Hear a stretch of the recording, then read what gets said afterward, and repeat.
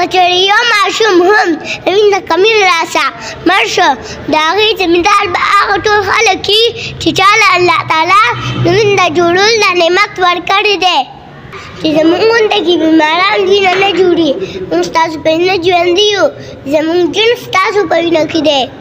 السلام علیکم زه د بلډ چین پاکستان د نماینده په حیثیت سره تاسو ته مخاطب یم زما نوم ډاکټر منیبه زاهد دی زه د تیلیسیمیا بیمار یم تاسو ته پته ده چې زموږ غونډه کې بیماران وینه نه جوړي موږ ستاسو په وینه ژوندي یو زموږ ژوند ستاسو په وینه کې دی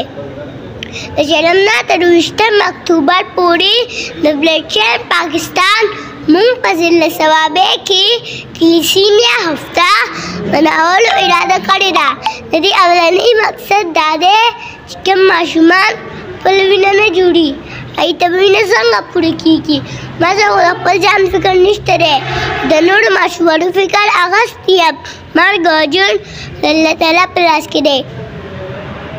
کچړیو ماشوم هم وینه کمی راسه مرشه د هغې زمیندار به هغه ټول خلک وي چې چاله الله تعالی د وینه جوړول دا نعمت ورکړی دی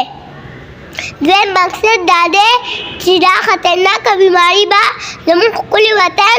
پاکستان نه الله تعالی څنګه همیشه لپاره ختمه کړي چین پاکستان سوری لاندې القمر تیلیسیمیا سینټر رشیل کړي ته راشئ کیمپونه به لګي